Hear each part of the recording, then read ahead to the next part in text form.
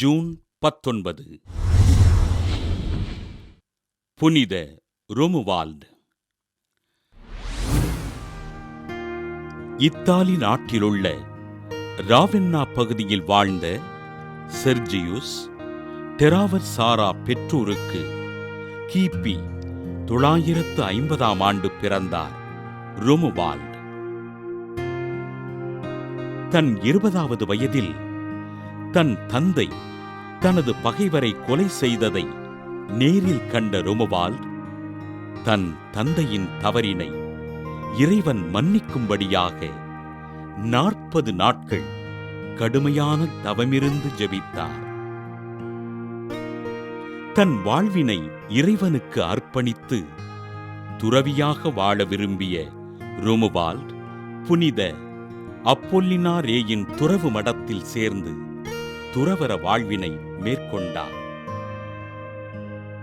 புனித அப்பொல்லினாரேயின் துறவு மடத்தின் விதிமுறைகள் தன் துறவற வாழ்விற்கு பலம் சேர்க்காததினை உணர்ந்த ரோமுவால்ட் வெனிஸ் நகருக்குச் சென்று மாரினுஸ் என்ற துறவியின் வழிகாட்டுதலின்படி தன் துறவற வாழ்வினை அமைத்துக் கொண்டார்.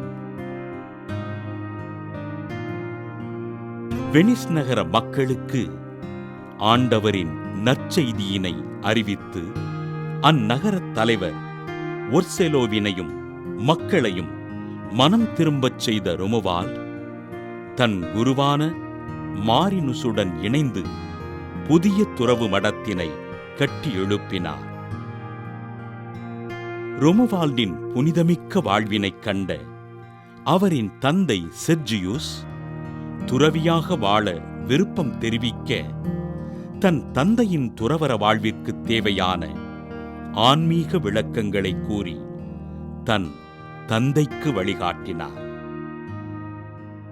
30 ஆண்டுகள் இத்தாலி நாடு முழுவதும் நற்செய்தி அறிவித்து பல துறவு மடங்களை கட்டி எழுப்பிய ரோமுவால்ட் 1027 ஜூன் 19 இறைவனடி சேர்ந்தார்.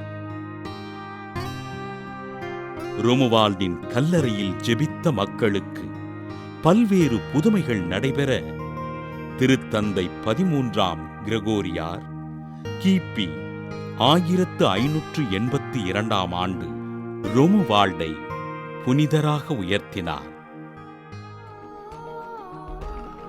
புனித ரோமுவால்ட் திருவிழாவினை கொண்டாடுகின்ற நாம் நமது பெற்றோருக்காகவும் அவர்கள் செய்த பாவங்களை இறைவன் மன்னிக்கும்படியாகவும் ஜெபிப்போம்.